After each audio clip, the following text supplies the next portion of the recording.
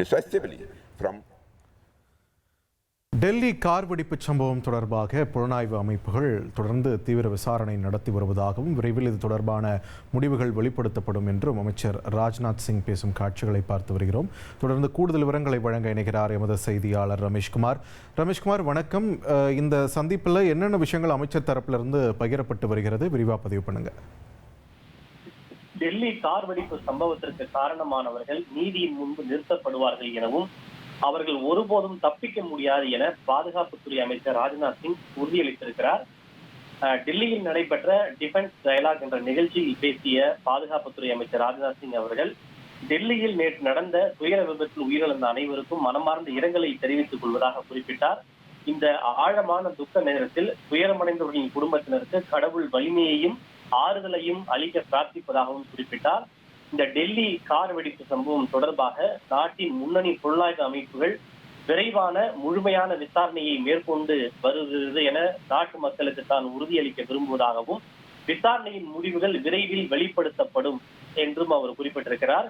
இந்த துயர சம்பவத்திற்கு காரணமானவர்கள் நீதியின் முன்பு நிறுத்தப்படுவார்கள் எனவும் எந்த சூழ்நிலையிலும் அவர்கள் தப்பிக்க முடியாது என்று நாட்டுக்கு உறுதியளிக்க விரும்புவதாகவும் அவர் குறிப்பிட்டிருக்கிறார்.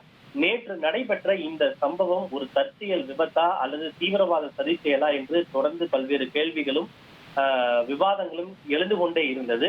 தற்போது பாதுகாப்புத்துறை அமைச்சரே இதற்கு காரணமானவர்கள் தப்பிக்க முடியாது என்று தெரிவித்திருப்பதன் மூலம் நிச்சயம் இந்த சம்பவத்திற்கு பின்னால் ஒரு திட்டமிடப்பட்ட சதி இருக்கிறது என்பதை பாதுகாப்புத்துறை அமைச்சர் மறைமுகமாக உணர்த்தி இருக்கிறார் என்றே புரிந்து கொள்ள முடிகிறது. ஏனென்றால் காவல்துறையினர் நடத்திய விசாரணையில் இருந்து வரக்கூடிய அடுத்தடுத்த தகவல்கள் அமோனியா நைட்ரேட் வெடிப்பொருட்களை கொண்டுதான் இந்த கார் வெடிக்க செய்யப்பட்டிருப்பதாகவும் அந்த காரை இயக்கிய அந்த உமர் என்ற அந்த நபருக்கு நேற்று ஃபரிதாபாத்தில் வெடிப்பொருட்கள் கைப்பற்றப்பட்ட அந்த கும்பலோடு தொடர்பு இருக்கிறது என்றும் முதற்கட்ட விசாரணையில் தெரிய வந்திருப்பதாக காவல்துறையினர் தொடர்ச்சியாக தெரிவித்து வருகிற நிலையில் பாதுகாப்புத்துறை அமைச்சரின் இன்றைய கூற்று அதனை ஊர்ஜிதப்படுத்துவதாக அமைந்திருக்கிறது.